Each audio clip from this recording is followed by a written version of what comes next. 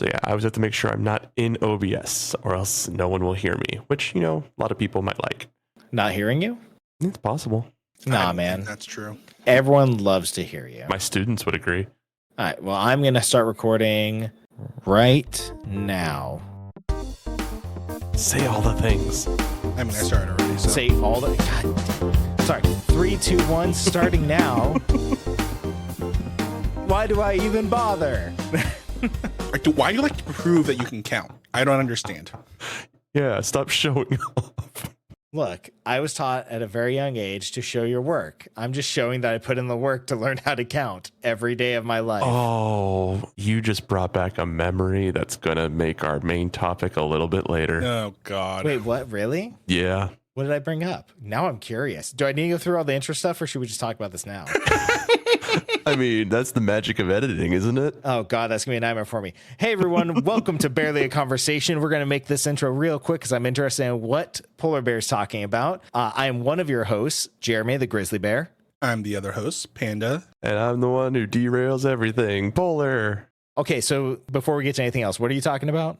You said show your work, and it just brought back the memory of my first class in college ever is also the first day I quit a class, the first day they said I failed a class, and the first day I went and had to fill out paperwork to get that failed class said unfailed. Wait, what? Gotta love school. That's a lot to happen in a single day. One day, all of that happened because here's a little inside information for you. Colleges don't really look at your grades unless you're going to somewhere like an Ivy League school, which will actually backtrack you. But if you're just going to like a community college to get some extra credits, they don't look. So they signed me up for the most basic math course ever. And the very first day, the professor's talking and like 20 minutes in, she says, do 1 to the 12th power. 1 to the 12th power is 1. Always will be forever. In the history of the world, 1 to the 12th power to the millionth power is still 1. So I wrote down 1 and she goes, show your work. And I look her dead in the face and go, what? Because there's no work. It's 1. That's it. But apparently she wanted me to write out the entire pyramid, which is 1 times 1 times 1 times 1 times 1, and then break it down each step. That's a lot of work. Yeah, I said no, and I said, I'm not doing this class. And I literally got up about 25 minutes into class and I left. So you're supposed to be able to cut classes within the first few days, get money back, all that kind of stuff. Well, I did that, but apparently the professor put a grievance against me, which made me fail the class. And I had to get like 3 other people in the class to state what happened. I eventually got the class off my record completely. If anyone teaches out there and you force someone to show their work for 1 to any power, you are the worst human being and you deserve anything bad that happens. So I wouldn't take it that far.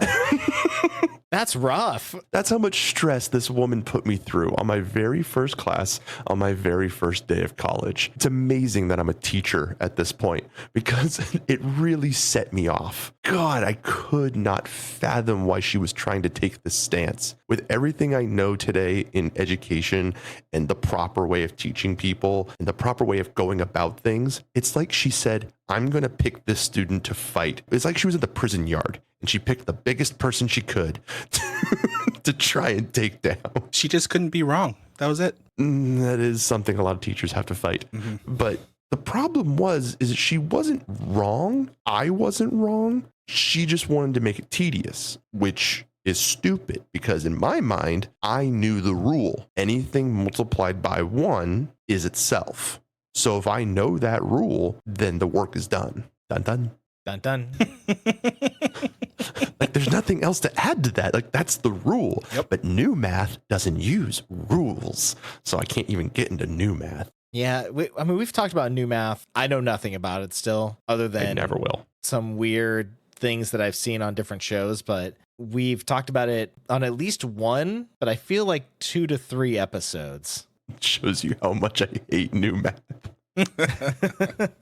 Everything comes back to new math, which I guess in reality, everything is math. So speaking of math, I want to roll into what have we played recently. Nice. I've actually been playing a math game, specifically on my little Playdate, the little handheld I have from the company Panic. Oh, Freddy the Fish. I mean, I have Freddy the Fish on Steam, I'm pretty sure. I could play Freddy the Fish, but I'm not playing that. I'm playing, hold on, I forgot the device here. What is it called? It's just like a little game where you have to figure out, oh, it's even open right now. What are you called? Go to title. Pocket Math. That's all it's called. Oh, interesting. And it's just a little thing to get you thinking about like how to use very basic components. Like you get one multiplication, one division, one addition, one subtraction, and you have to try and get a specific number made of those along with the actual numbers themselves that you have available to you. It's a fun little weird game to just like keep my brain moving where I'm not just staring at TikTok, which I won't be able to soon, probably. Yeah, unlikely. All I could think of was you sitting there playing Putt-Putt Adventures. Right? Putt-Putt Pajama Sam or Spy Fox? Any of those? Oh, Putt-Putt Goes to the Zoo. Like, jam. Oh, the best. Putt-Putt Goes to Space was a good one. That's a good one. Putt-Putt Goes to Space is really good. Putt-Putt Saves the Zoo is my most played game when I was in elementary school. And when I saw it on sale on Steam, is the first in that series that I purchased. It's so good. And this is our main topic, Putt-Putt. Yeah, we are only talking about Putt-Putt and the different adventures that Putt-Putt goes on. Our YouTube channel, only Putt-Putt Adventures. And, deep dive into the lore and speed runs. Oh my God. Can we please do an entire series? Welcome to Putt-Putt Theories. Yes, I think we need to do an entire series of Putt-Putt theories and conspiracies. Well, then we'd have to do it for all of these then, not just Putt-Putt. Well, if we're talking all the games like Putt-Putt, Freddy the Fish, all those, sure. That's what I mean. All those specific games. So like Spy Fox, yeah. I can get on board with that. Hey, folks, if you want this, let us know. Just comment on the YouTube version of this, because I don't think you can add comments anywhere else. The YouTube version of this podcast, leave a comment for us. Let us know if you want that. God, here is a blast from the past. Putt-Putt joins the parade. Putt-Putt goes to the moon. Putt-Putt saves the zoo, travels through time, enters the race, joins the circus, Fatty Bear's activity pack, Pepe's Balloonorama, Pepe's dog on a stick. That sounds weird because he does have a pet dog. He does. And of course, Putt-Putt, Pep's birthday surprise. I totally forgot about Putt-Putt travels through time. Oh, yeah. Oh, yeah. Mm-hmm. So I have all of those games because they put it on sale at some point and it was like super, super cheap for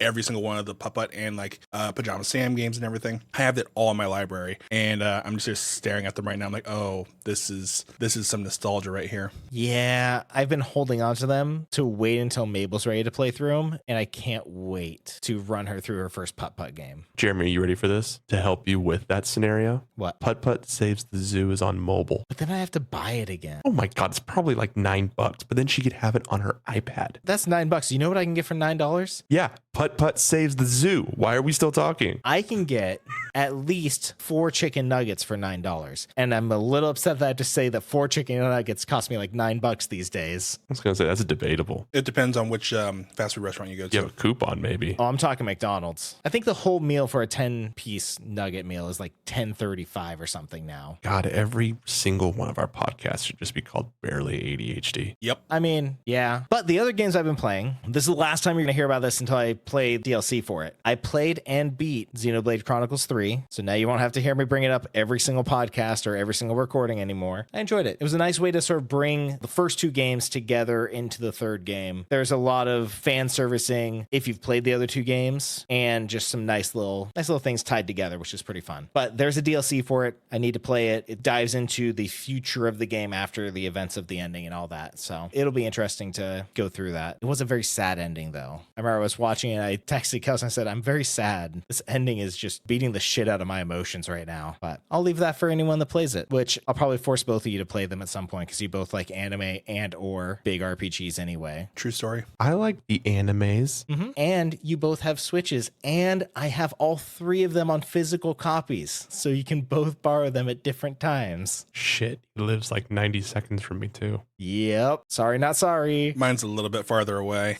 I mean, if it comes to you playing a game, I will drive out to you and just drop it off if needed. I know you would. Beyond that, I have played and beaten Tekken 8 story. Nice. Trying to get better at Tekken 8, and am currently running through Final Fantasy 7, which is fun. I'm liking it. If you're a fan of the original, you got to turn off that switch of remembering everything from the original game. But once that's off, you can enjoy what they're trying to do with it. It's pretty fun. That's everything I've been playing through. Nice. Well, I recently beat Onimusha Warlords. That's a good game. It was a great game. So here's the thing: is that Onimusha Warlords is one of those games that it's a short game, but it actually technically requires you to play through it multiple times to get all the different things. And I had played it on the Xbox version when it was Genmo Onimusha, so it had all the quality of life stuff. So playing just the Onimusha Warlords through Steam was way different because it was actually less difficult, yet somehow more difficult because you don't get as much fluorite. It's a whole thing. That's been my main thing. I've been just playing a bunch of mobile games and of course my usual Pokemon TCG stuff because I'm addicted to that. And the main topic of the day, we've been playing a lot of that too, but we'll get into that later. How about you, Polar Bear? Oh God, games I've been playing, I've been kind of jumping. Like I haven't found a home in a while. Haven't had a game grab me by the boo-boo, as I used to say. But I have jumped back into Elden Ring, trying to, just get myself back in the swing of it before the expansion comes. But making the stupidest builds I can. Sorry, Panda, I know you gave me a build, but I've been I've been everywhere in this game. I'm pretty sure I have whiplash. I just forgot how much I love that game. Besides that, I pretty much beat Deep Rock Galactic Survivors, so that's done. Oh, you beat that? Didn't you just start playing that like maybe a couple of weeks ago? Maybe don't judge me. How about that? I'm not judging. I'm just surprised. Yeah, no, I played that a lot. I mean, I'm a huge fan of those types of games. The Vampire Survivors, when that game was introduced to me by Grizzly. Don't know what you're talking about. That wasn't me. Must have been a different bear. You were the meth dealer that gave me my first dose. Thank you very much. And yeah, I love that style of gaming. I just love it. And Deep Rock Galactic Survivor really put together two games that I absolutely adored, Deep Rock and Vampire Survivors. And it's really well done. Still has all the fun of a Vampire Survivors type game, but with Deep Rock twist. Love it. I still need to play Deep Rock Galactic. I will play with you. Same. I will actually finish the tutorial so I can play the game with you all. Oh my God, that hurts me. That really hurts me. I'm almost ready to promote one of my units and you're not even through the fucking tutorial. Nope. Because I won't go on the same tangent that we did on, I believe it was the last episode. Tutorials drive me up the wall if they go too long. And that one was, granted, I was tired. I was playing at like, I think 10:30 or 11 at night before I was going to go to bed at some point. I was like, let me just get through this really quick so I can play with everyone. It was not quick. I think I signed off after an hour and I still wasn't through just because I didn't know what I was doing. It was probably more like 15 minutes, but it felt like an hour. I mean, it has such an amazing community, the Deep Rock Galactic game itself. It's amazing how, when you really look at how much is in it, it's pretty simple and straightforward, but it's a game that has amazing replayability. Kind of reminds me of a game that I think we're going to talk about. I don't know which game that would be. I don't know. No idea. So, Democracy! Freedom! Liberty! So, Ryan, I noticed a game missing off your list. I don't know what you're talking about. I think we need to go right into Smite Watch, and you got some explaining to do. Is it weird that all I heard was like the daily double sound from Jeopardy or the like this just in from a news channel sound? No, it's not weird at all. Considering I tried to make a similar without completely ripping it off sound for Smite Watch. So I have not played Smite once since our last podcast. And there's a couple reasons why. What? Yeah, I know. Put your tongue back in your mouth. There's a couple reasons why. This is the busiest time of teaching for me. This is when my gym is being taken every single week, at least once a day. My gym is being taken from me and I have to change plans completely. It's a very stressful time. So I don't want to sit in a game for hours on end. I just want to sleep. But also, I joined the Steam 2 alpha and beta stuff. So I've been playing around with that a little bit. And yeah, I just haven't had time. That's the big thing is I'm tired. I'm so tired. That's fair. I get it. Plus, I'm assuming you're saving yourself for when the second game comes out. So you just go hard the moment that's released. Wow, someone turned that into an audio that I can save. I'm saving myself so I can go hard. You're welcome. That wasn't intentional, but you're welcome. Not intentional, but will always be heard. Well, I did get an email, just to go on Smite a little bit longer, that supposedly what's it called? Not the Master Pack, but Founders Pack. Founders Pack is going on sale soon. So there you go. Yes. There's also 3 different levels of it, of course. Are you going for the max level? So you two know this about me, but I'm very cautious with my money because I have lived through points in my life that have very little of it. So it's one of those things where it's like my heart is saying, do the biggest one you can. You know it's the game you're going to put as much time in as you can. But the other side of me is like, oh, it's, it's just like a frame or a name or something like that. Like it's not anything game related. Except there is game related stuff for it. Yeah, I think you get like a special The Ascension passes. but you also get like a special Zeus skin, don't you? Well, so that's cosmetic, which for Ryan, I know doesn't matter that much. Ascension passes, I think, are going to be super important. It's their battle pass. Right. Smite has had battle passes. And I'll tell you this, the funny thing is I have all of these hours in it. I never really cared about them because I only play one game mode. And that's fair because the battle passes also just give more cosmetics usually. So Exactly. usually, I know sometimes it gives like other currency and things like that, but yeah, it depends. There's only like one skin I want, and I've been slowly saving up for it because I'm too cheap to buy gems. Okay, question though. What if Smite 2 doesn't have that game mode out the gate? They do. They've already announced it. Oh, well, okay, never mind. You'd be hearing a much different voice coming out of me. Yeah, there'd be a whole different topic at this point. No. Whole different main topic. Ryan's just going off about Smite 2. We're sitting here eating popcorn. Yep. Ryan, we're talking about Monopoly right now. So fucking Smite.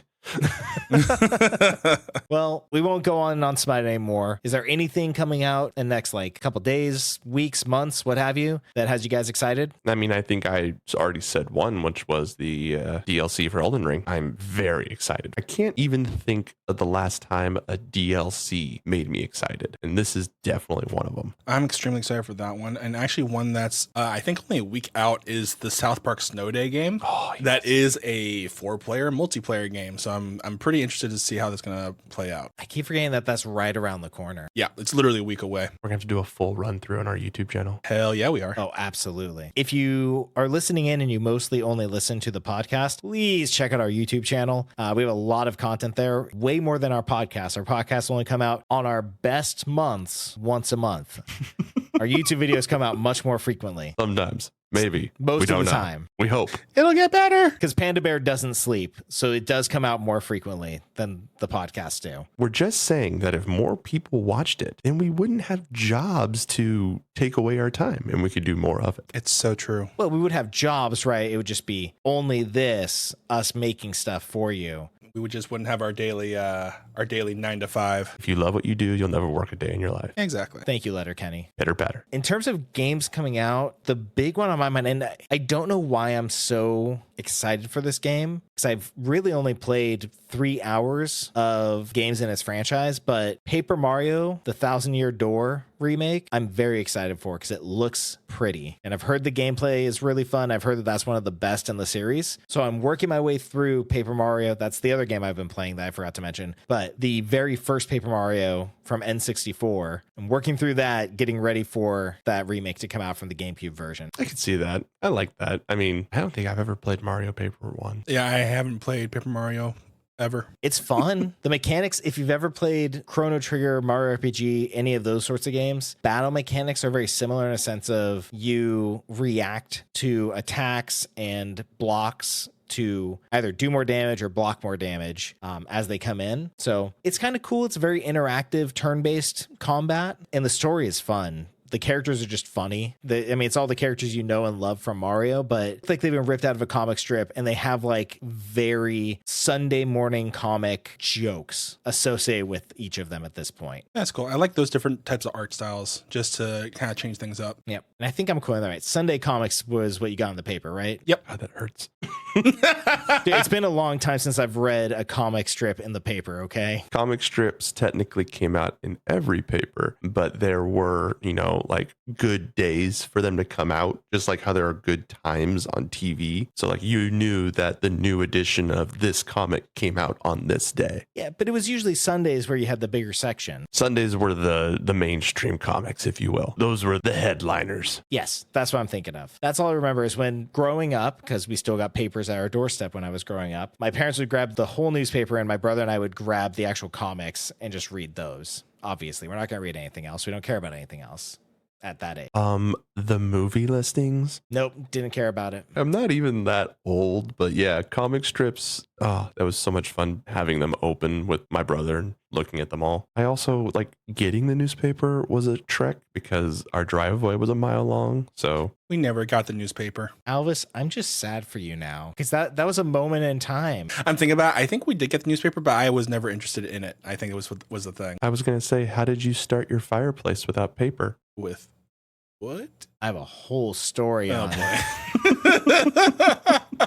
Yeah, that's probably the main game that I'm excited for right now. I'm trying to think if there's anything else like coming out soon that's piqued my interest. And I'm sure there is. I'll remember it partway through our main topic or after we finish recording, be like, shit, I meant to talk about that. But it's fine. There's always another episode. Just brand new information for me that I just found out is there's going to be new paid DLC for Gunfire Reborn. Oh. I just saw that there was an update on Steam and I read it. And it's like they have their roadmap up on their website and part of it says new paid for DLC. Well, that's cool. At least they're still working on the game. I like it. We had a lot of fun with it, and they'll definitely make me want to come back to it. Well, I still need to beat that game, so I need to play with you guys and beat it at some point. Yeah. I think now's a great time to move into some democracy. All I heard was the sound of the pods dropping.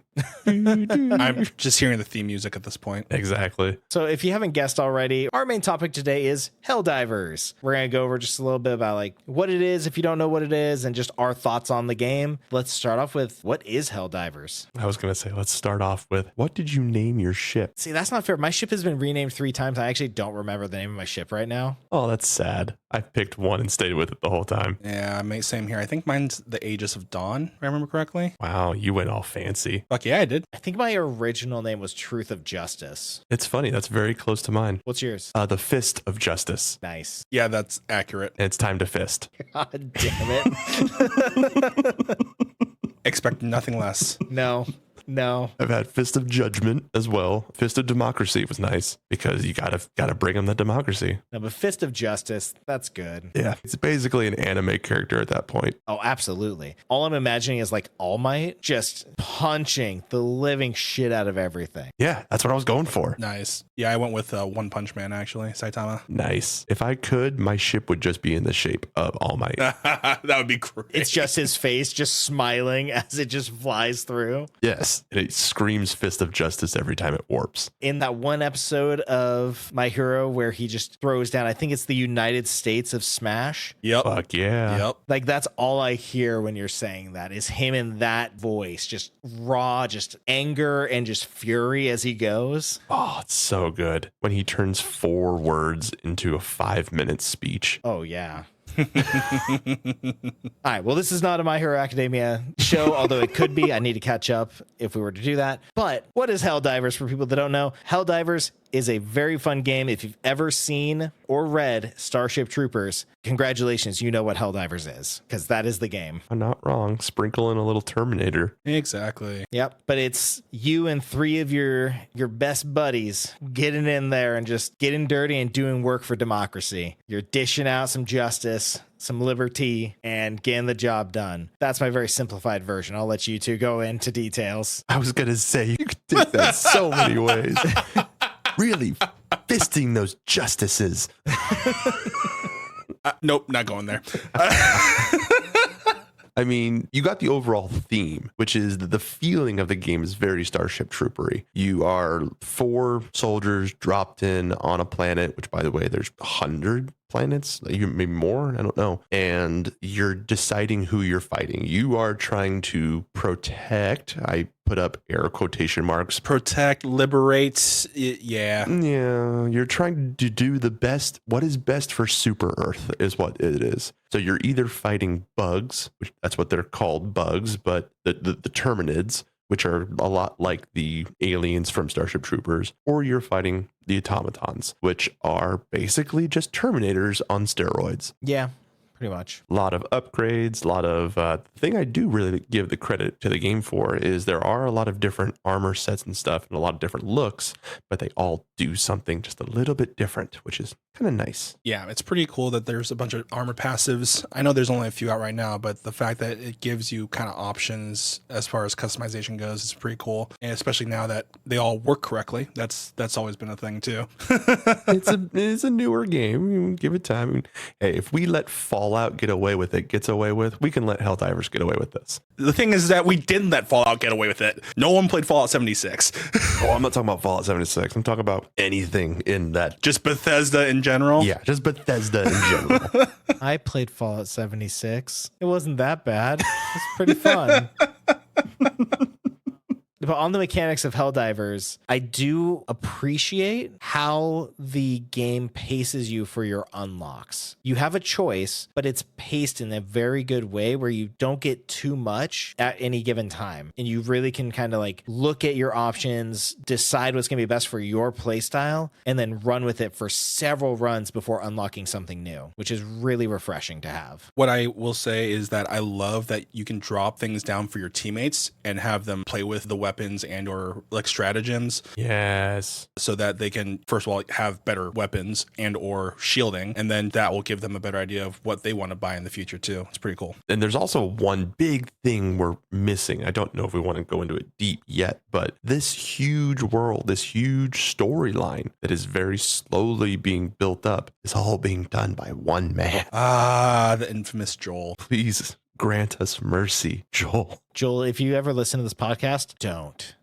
Do not grant us mercy. Continue delivering us this ravaged, horrible, beautiful, justice-filled world. Joel, if you are listening, I would like to switch sides. I would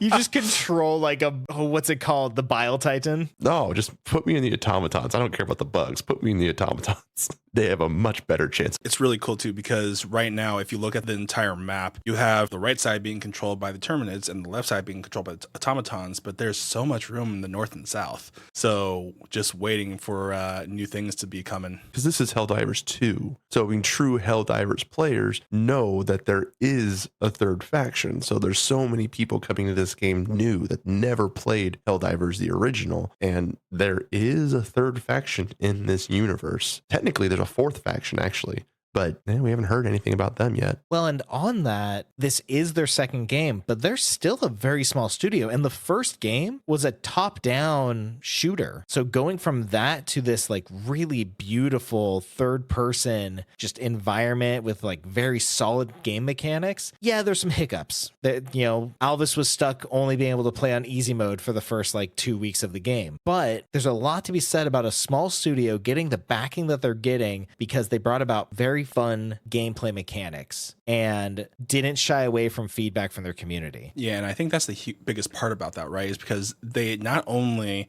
built up this community around essentially like this made up lore around Helldivers, and it's so cool because people who wanted to just want to play the game didn't care that much that they were in queue because they were just the next Helldiver in the next pod was kind of the thought process of the lore. And it's just really, really fun to see how many people just started role playing as Helldivers because of just how this game has been built up. I mean, it's the definition to me of a passion project because it's very clear to tell that these people put a lot of effort in. I mean, yes, there's things that you can say, oh, this is a little buggy, this is a little janky. Yeah, well, go make your game and see how amazing it is in the first go. But this is, it almost felt like a Hail Mary, but it's definitely a passion project and they really did a great job. Absolutely. Well, and not even just the team that worked on the mechanics, the art, the world design, the lore. I've said this many times as we've played, the voice over actors and actresses, you can tell they just had a blast the entire time they were recording. That would have been so fun. So good. God, I would love to be one of the voice lines when a teammate drops a 500-kilogram bomb on you. Oh my God.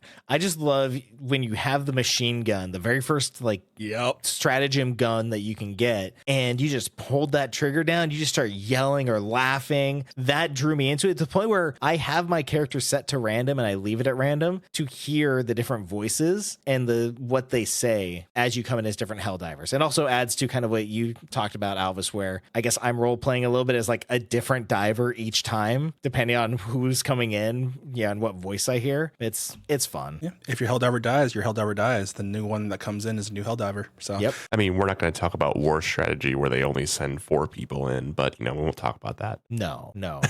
it's a tactical strategy. But on the stratagems, they're so fun. The different things that you can just call in, giant hammer of dawn from Gears of War, essentially laser beam just coming down and hitting a bug or an automaton and melting it just to death. Or, a 500 kilogram bomb that if you put it a little too close might fry everybody in this vicinity, but it's fine. Yeah. And yet the power of friendship can defeat it. Yes, it can. Well, there is the one rule. As long as you yell for democracy or liberty, all is forgiven. All is good. I don't want to call this a bug because I just think it's so perfect. But if you time the hug animation properly, you get some invulnerability frames. So if you time it properly with the bomb, you live through it. Oh, that's funny. You also need to have the shield, though. Otherwise, it doesn't work. Yes, you do also have to have the shield. Yeah, but if you time it correctly, you can actually survive that bomb. And it's hilarious. Through the power of hugging. Okay, I'm assuming people have recorded this. I need to look this up because that sounds like a beautiful cinematic moment. Oh, it's everywhere. Just your capes flying around as this bomb hits and you're just hugging. Usually the screen goes white and then they're still there.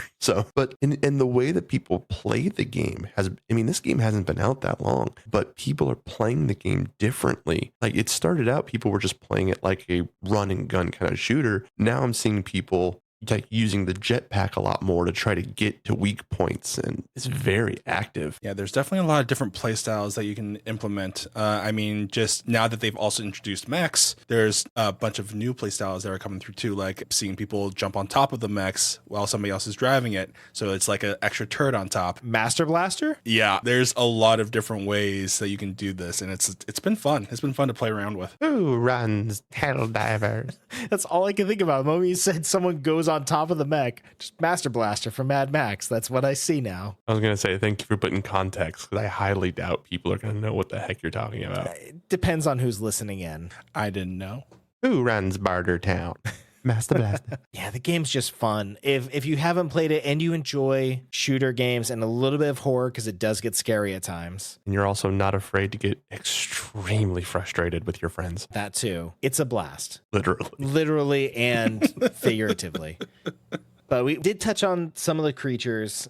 There's all sorts of different ones on each side. The hunters, and before I go into the hunters, actually, what they do changes depending on your difficulty, as I found out last time I played with Panda. Yep. For example, the hunters are just annoying at lower levels. At higher levels, they're annoying and they can slow your diver down when they attack you. And because of the new changes they made where they lessen the spawn of Biotitans and increase spawns of everything else, there is now an exponential amount of hunters that are on the field, which makes it so much worse. The hunters are the... not the invisible ones. The invisible ones are stalkers. So the hunters are just the... Okay, so it's the flyers. Yeah, the ones that have a long jump, essentially. Yes. Yeah. So I also found out that there's a little bit of coding in their AI for pack tactics, where a few of them will try and jump past you. It's actually in the code where they will try to jump past you and try to surround you. That makes so much sense, and that's that much more terrifying. So yeah, if you ever find a pack of them, they will work to try to encircle you. I believe that. It's happened on multiple occasions. Yep. Clever girl. Yep. I mean, being surrounded by hunters is one thing, but being surrounded by I can't think of what they're called, the acid spitters, the green ones. Ugh. They're awful, but yeah. God, I just recently found out that creature goes against all of my gaming knowledge. Where do you think its weak point is? The spitter? Yeah, it has the big bulbous butt. Yeah, I mean, I think everybody shoots that butt. That is not its weak point. What? What is it? Yeah, even though it is the glowing part, it's glowing green. Everyone thinks that's its weak point. Nope, its weak point's its head. Of course it is. Of course.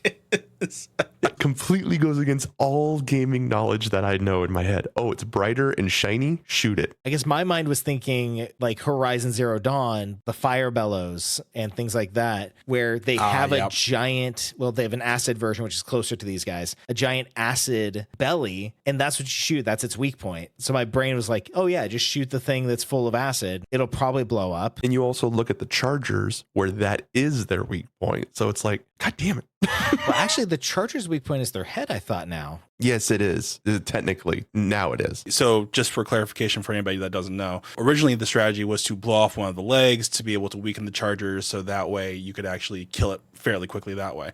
Apparently that was never the intention. So what happened is that developers decided to give a buff to the recoilless rifle and the anti-tank rifle, and then lessen the armor of the charger's head so that it's actually able to be one shot with one of those weapons. Like how my brain works, when they call it a charger, I expect its head to be super armored. Like, am I the only one? No. I fully expected that as well. So like when they made that change, even in my mind, I was like, I get it. But so this is one thing the game is really good at: listening and watching the people playing the game. What I would have done, Joel, if you're listening, heads up, I would have noticed that was what people were doing. And that's what I would have gone off of, because that's a difficult thing to do. You have to go for one of the legs to weaken it and then get around back and take it from behind. Fist of justice. It's going to be the theme the rest of this episode, isn't it? I don't know what you're talking about. The only issue is that it becomes very difficult to do that when they spawn in so many, right? True. So true. that's the other kind of balancing thing they had to try to mess with. But I will say that it's been very interesting to see what they've done as far as balancing the different weapons and then changing essentially the meta of the game from what was at one point just pure railguns. Now just kind of use more stratagems and different weapons to be able to take down bigger creatures. I mean, with any game like this, there's going to be, the meta builds, which I hate saying. I really like that they're trying to make everything viable. Agreed. Yeah. And I think that's the whole point of them balancing things out so that there isn't just one meta build. And I really like that, honestly, because then you can play in theory the way you want to and not get punished for it, essentially. Yeah, it's just boring. On that, I do want to talk about the community really quick. Although most of the community is very good, there is a group of you out there. So if you're listening, and this is you, I'm calling you out specifically, who will kick players in public games who aren't using the current meta build. Don't be that guy. We're all here trying to dish out some liberty all together. We're all in this together against Joel. Don't be that person. No, we're not against Joel. Just saying. Fair. Joel's making the game fun. We're all in this together against the bugs and the bots. WWJD, man. We don't need to be fighting against fellow Helldivers. All right? Hugs for liberty. Hashtag hugs for liberty. More hugs, less bombs. More hugs. Well, more bombs. More hugs, more bombs. No, definitely more bombs. All the bombs. More bombs. A lot of bombs. More hugs, less court-martialing, because that's what happens. You get court-martialed off the ship. That is funny. I mean, we can't talk about Helldivers 2 and not talk about Helldivers 2 PR team. The people who make the TikToks. Oh, yeah.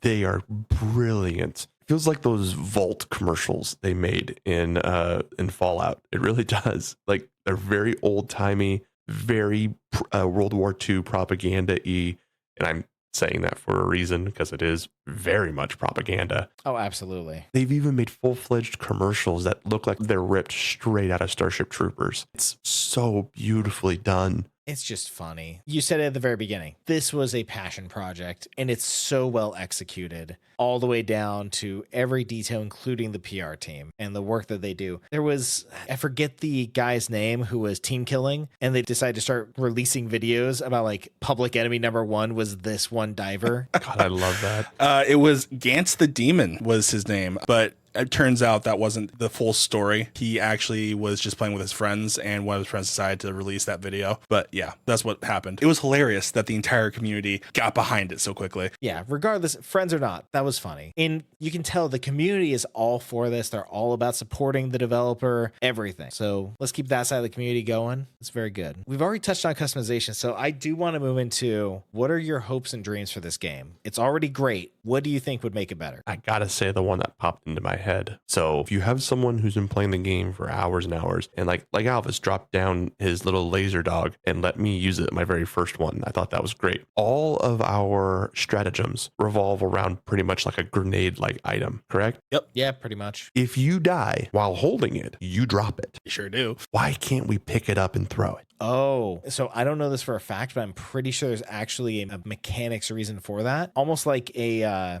dead trigger, I think is what it's called. Dead man switch. Dead man switch. The moment it's dropped, that's what activates it. Or thrown, that's what activates it. And I get it, it's activated, but this is the real world brain of mine kicking in. It acts as a beacon. So it acts as a mode of target system. So the only thing that in my head makes sense is if it was launched at the exact second that it was dropped, yes. But with starships, being able to travel space, all that shit, you think everything would be a little bit smarter. So all I'm saying, especially with some of the stuff like that a jet has to come in and do, because there are stratagems where a jet has to fly in. I should be able to pick that bitch up and throw it. I agree with you. What I would add if they did that would be upping the time for it to fully trigger. The moment they see it picked up, add 10 seconds for recalibration or something. Yeah, I can see that. The other thing too that they'd have to change is that it's a sticky grenade essentially, because right now it sticks onto whatever you throw it to. I think it could still be that. Depends on how that would end up working. Well, yeah, so like imagine, I don't know, let's just take a completely random thought. Let's say your son threw, I don't know, a 500 kilogram bomb directly where I'm standing. This is totally theoretical. Yeah, this has never happened. Never happened. Never. So close that it actually stuck to my player model. What's to say I couldn't pull it off of me and throw it? Okay, I take it back. This has definitely happened. Wait a minute. It's never happened at all. I don't know what you mean. This is no longer hypothetical. I'm pretty sure I was there or at least heard about this when this happened. I immediately landed and shot him. Oh my gosh, that's funny. You little prick. See, what's funny is that because it's a sticky, right? To me, my mind then goes into the Halo lore of how the stickiness is required from plasma grenades. So I don't know how obviously the stratagems work with that. So now I kind of want to dive into it.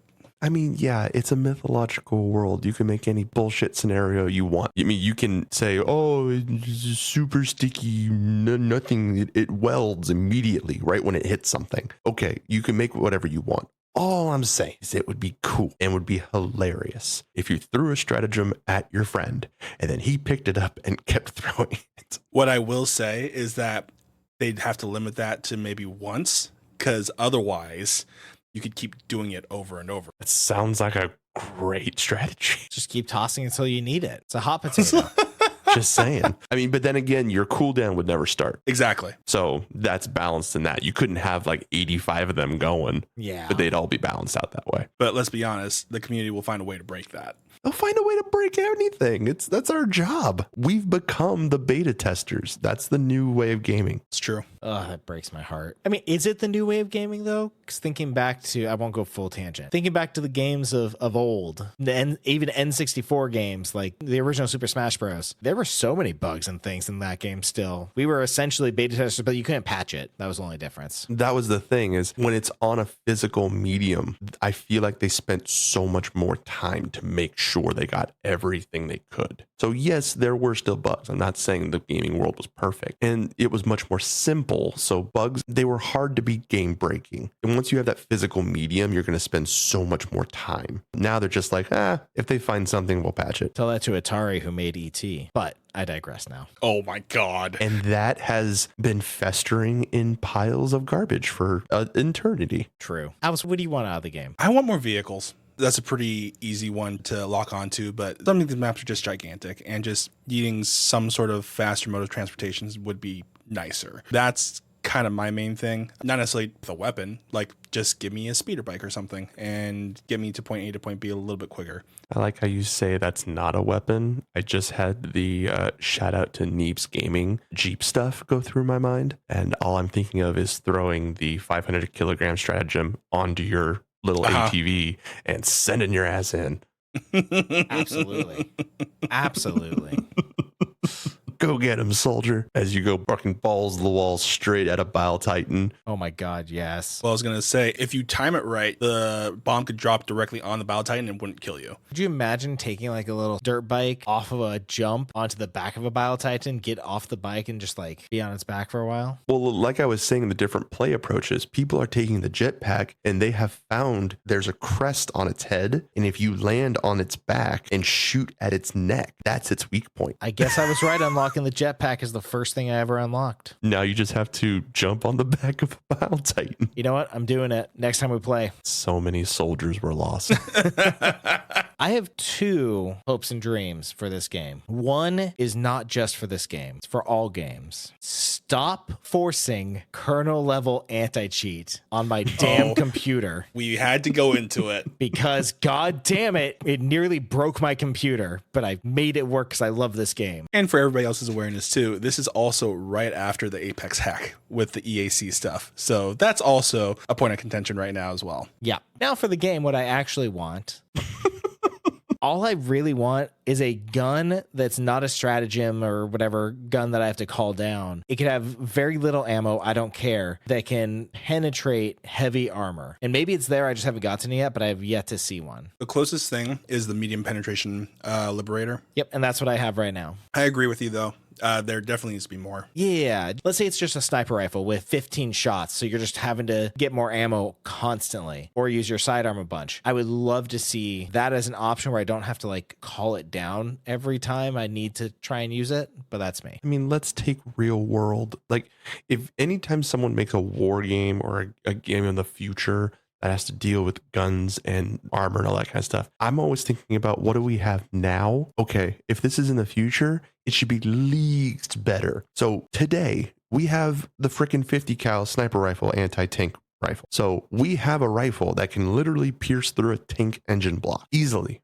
Butter. Why don't we have something like that in the game if this is in the future where we can travel the universe? And that's kind of my thought about it. I would just love to see that. Limit its ammo. I'm totally okay with that. I've only got 10 shots with it. That's fine. Give me an option where I can have that and a grenade launcher that I called down. Give me a little more customizable options with the way I want to play and the guns that I use. Yeah, I agree with you. There's definitely something to be said about the lack of just armor penetration in general in that game. You either have to call down stratagems to actually kill the bigger things or be very, very accurate with your shots. And some would say that's the game they're going for, because if you do add heavy armor penetration, don't you think that's going to become the quote unquote meta? I mean, again, to Jeremy's point, if there's limited ammo, then maybe not. True. I know there's strafing run stratagems. I know there's all the different stratagems for finding it. The one thing, and this is just personal, it would touch my heart very much. I want the Warthog Gatling gun stratagem. I need that burr sound back in my life. I need to hear that every time. It is the only stratagem I'll run. Please put it in the game so I can hear its glorious patriotic victory. Please give it to me.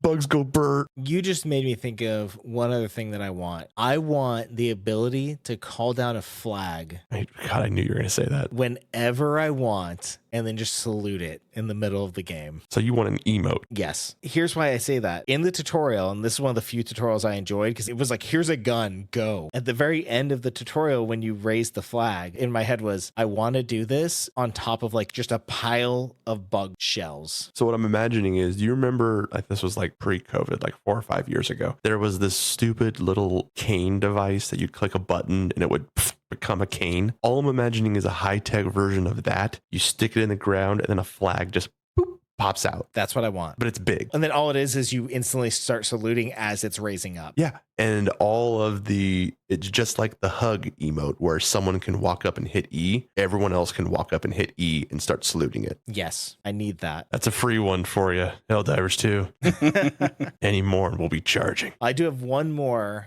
that I do want on that. And that is a raid mode, which might be coming down the road. I don't know. But give me like a nice 8-player against a big bug or a big bot sort of raid in this game. I think that'd be a blast. 8 to however many players you want to do. Don't Destiny my game. We don't want anybody to Destiny any game. No, I don't want a full raid. When I say raid mode, I just mean a big boss where you just go in and it's like boss fight right away with more than 4 people. I get that. Make it where there's a bunch of us coming together to take down this massive thing. That's what I want. On that same note, I wouldn't mind a Starship Troopers Last Stand Fortress. You know, with like 16 people, you have a little fortress and you're just getting bombarded. Just a horde mode. Yeah, just horde after horde. So good. Well, Arrowhead Studios, if you ever listen to our podcast, that's what we want. I think we close this out. In conclusion, this is not a review. What are your guys' thoughts on the game? God, I love democracy. I wake up every morning and all I want to do is drink down a big old cup of Liberty. I am excited to see where Joel takes us in the story, and I know for a fact there's more to Super Earth than meets the eye. Oh, we all do. Absolutely. I love the game. If you haven't played it, give it a try. That's going to be it for us here at the Barely Gaming with Barely a Conversation. Polar Bear, why don't you take us out? I can only really think of one on the top of my head. So if you don't know, I try to think of these quotes during our podcast to try to make them relevant. But throughout the whole day today, I was talking to somebody about what is fruit. So I have a quote from Miles Kington. Knowledge is knowing a tomato is a fruit. Wisdom is not putting it in a fruit salad. Have a good night. That's actually a really good quote. Have a good night, It's a very everybody. And Fist of justice. now I'm ending the recording.